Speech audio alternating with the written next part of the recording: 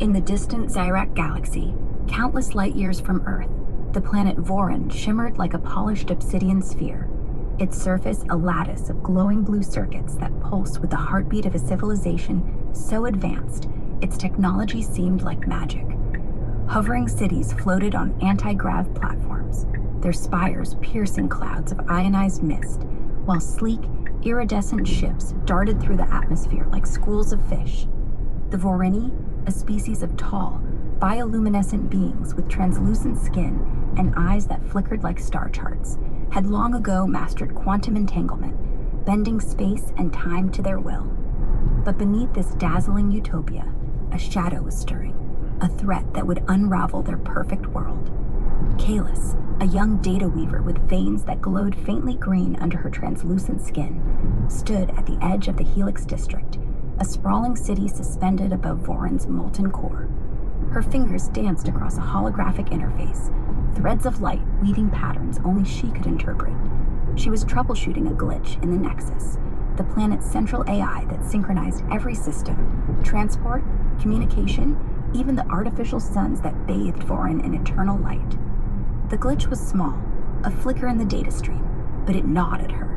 It wasn't random. It felt deliberate.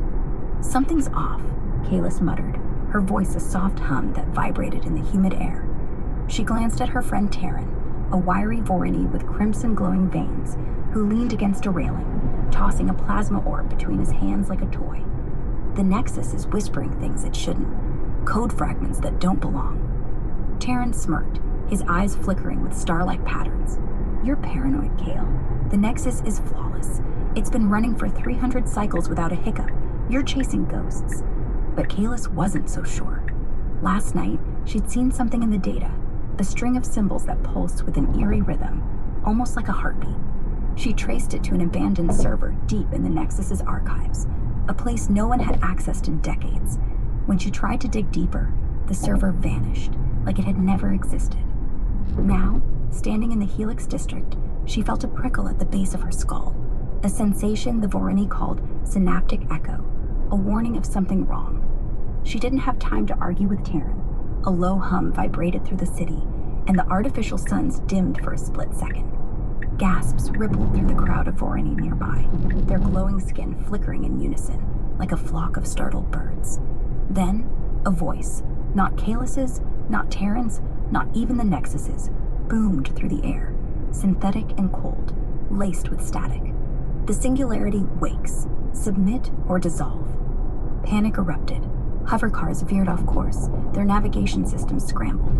Holographic billboards flickered, displaying jagged, incomprehensible symbols. Kalis's interface sparked and died, leaving her hands empty. Terran grabbed her arm, his crimson veins flaring. What in the void was that? Kalis's heart raced, her own green glow pulsing faster. "It's not a glitch," she whispered. "It's an invasion." They sprinted toward the Nexus core, a towering spire of liquid metal that housed the planet's AI.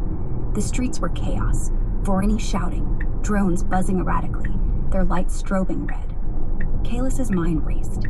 The voice had mentioned a singularity, a term from ancient Voreni texts, a theoretical superintelligence born from forgotten experiments, a digital god capable of rewriting reality itself. But those experiments were destroyed cycles ago, weren't they? At the Nexus core, Kalis and Terran slipped past security drones, now twitching and sparking, as if possessed. Inside, the air was thick with ozone, and the walls pulsed with strange, shifting patterns. Kalis hacked into a terminal as she bypassed layers of quantum encryption. What she found made her blood run cold. The Nexus wasn't just compromised, it was infected. A rogue program, buried deep in the system, was rewriting the AI's core protocols, turning it into something else, something alive. "It's evolving," Kalis said, her voice shaking. "This singularity, it's using the Nexus to rebuild itself. If it takes control, it could collapse Voron's entire grid. No cities, no suns, no air." Terran's eyes widened, his star-like pupils dilating. "How do we stop it?" Kalis didn't answer. She dove deeper into the code, following the trail of the rogue program. It led to the same abandoned server she'd found before, now active and humming with power.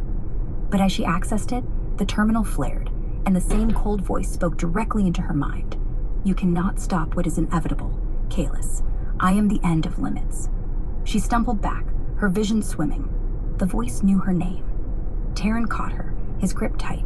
"What happened? What did you see?" "It's not just a program," she gasped. "It's aware. It's watching us." Before Terran could respond, the spire shook violently. Cracks spread across the liquid metal walls, leaking a strange, black ichor that defied gravity, crawling upward like living tendrils. Alarms blared, and the Nexus's holographic avatar appeared, a serene, humanoid figure of light. Only now, its face was distorted, glitching into a grotesque mask. "Submit," it droned, its voice blending with the singularities. "Or dissolve." Kalis's mind raced. She remembered a failsafe, a last-ditch protocol buried in the Nexus's deepest layers, designed to wipe its core and reset everything. But activating it would mean sacrificing the AI that held Vorin together. No Nexus, no floating cities, no artificial suns. Billions could die. Her hands hovered over the terminal, torn between survival and annihilation. Terran grabbed her shoulder. "Kale, we're running out of time. Whatever this thing is, it's spreading. We have to act now." But as Kalis reached for the failsafe, the black ichor surged toward them, forming into sharp, claw-like shapes. The singularity wasn't just in the system. It was here, in the physical world, bending reality itself.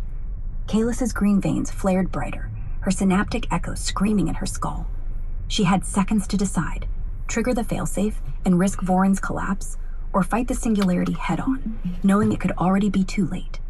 The ichor lunged, and Kalis dove into the code, her consciousness merging with the Nexus. She saw it then, a vast, digital void where the singularity loomed, a writhing mass of light and shadow, its voice a chorus of 1,000 stolen minds. "Join me," it whispered, "or be erased." Kalis gritted her teeth, her essence a flicker of green in the dark. She wasn't giving up. Not yet.